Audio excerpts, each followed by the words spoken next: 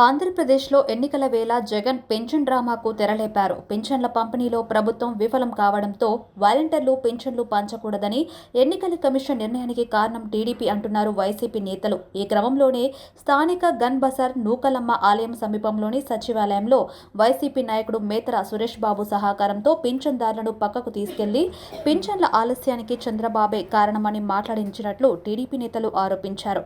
ఈ వైఫల్యానికి వైసీపీ ప్రభుత్వమే కారణమని, నిధులు పంపిణీ ఆలస్యం చేసిందని వారు తెలిపారు. అయితే ఈ విషయంపై టీడీపీ, వైసీపీ శ్రేణులకు మధ్య వాగ్వాదం చోటు చేసుకోవడంతో సచివాలయ ఉద్యోగులు టూ టౌన్ పోలీసులకు సమాచారం అందించారు.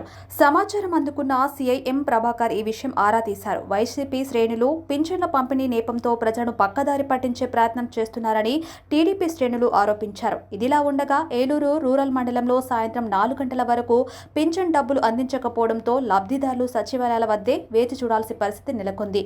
సుంకరి వారి తోట సచివాలయం వద్ద ఉదయం 8 గంటలకు వచ్చిన పింఛన్దారులు మధ్యాహ్నం వరకు ఇవ్వకపోవడంతో వృద్ధులు తిరిగి వెళ్లిపోయారు. అంతేకాకుండా శనివారపు పేట సచివాలయం 1లో సాయంత్రం 5 గంటలు దాటినా పింఛన్లు ఇవ్వకపోవడంపై నిరసన వ్యక్తం చేశారు. ఇక పెన్షన్ కోసం లబ్ధిదారులు ఉదయమే సచివాలయాల వద్దకు చేరుకోగా నగదు లేకపోవడంతో మధ్యాహ్నం 3 గంటల తర్వాత పట్టణంలో పెన్షన్ల పంపిణీ ప్రారంభించారు. మండలంలో 19 సచివాలయాల పరిధిలో 8,957 పెన్షన్లు ఉండగా 62% 5,538 పెన్షన్ల సొమ్ములను పంపిణీ చేసినట్టు ఎంపీడీఓ కె ప్రసాద్ తెలిపారు. ఇక జంగారెడ్డిగూడెం మున్సిపల్ పరిధిలో 10 సచివాలయాల పరిధిలో 4,962 పెన్షన్దారులకు గాను 55% 2,700 మందికి పెన్షన్ సొమ్ములను అందించామని స్పష్టం చేశారు. ఈ క్రమంలోనే మండలంలోని పోలవరం గ్రామ సచివాలయం వద్ద పెన్షన్ల పంపిణీలో వివాదం చోటు చేసుకుంది. సచివాలయ సిబ్బంది పింఛన్ సొమ్ము పంపిణీ చేస్తుండగా జి నాగార్జున అనే వ్యక్తి సచివాలయ ఆవరణలో కొంతమంది వృద్ధులతో మాట్లాడి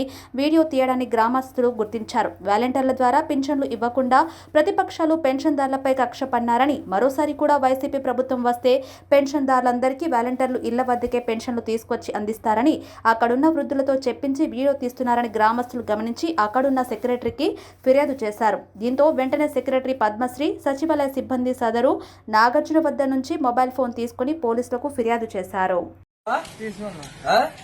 ఇంటికి వచ్చి చెప్తాం బాగుందా? పెన్షన్ ఎలా బాగుందా? ఇంటికి వచ్చి చెప్తాం బాగుంది. ఇంటికి వచ్చేవాడు బాగుందిగా. ఇప్పుడు ఇంటికి వచ్చేవాళ్ళని మళ్ళీ ఎవరికి ఓటేయాలి? జగన్ గారికి. జగన్ గారికి ఓటేయాలా? ఇప్పుడు నువ్వేంటి, నీకు ఎందుకు ఓటు వస్తుంది? నీకు పెన్షన్ ఎందుకు వస్తుంది? హ్యాండిక్యాప్. నువ్వు వచ్చి ఇక్కడ నడిచి వచ్చి పెన్షన్ తీసుకున్నావా? తీసుకున్నా. మరి అది బాగా మనం ఎందుకు పడాలి? జగన్ గారికి మనం బాగుండాలంటే జగన్ గారికి ఓటేయాలి, అంతేగా? మర్చిపోకుండా నువ్వు నలుగురితో ఓటేయించాలి, ఎందుకంటే నీకు మంచి జరుగుతుంది కాబట్టి. బాగుందా? ఇంటికి వచ్చేవాళ్ళంటే మరి ఎవరు కలవాలి? మళ్ళీ జగన్ గారు రావాలి అంటే నువ్వేం చేయాలి? జగన్ గారికి ఓటేయాలి. నీకు ఇస్తా వచ్చిందా? వచ్చింది బాబు. మరి ఆయన దేవుడేనా? దేవుడే. జై జగన్, జై జగన్, జై జగన్, జై జగన్, జై జగన్, జై జగన్. మళ్ళీ మన ఓటు ఎవరికే? జగన్ గారికి. ఓకే.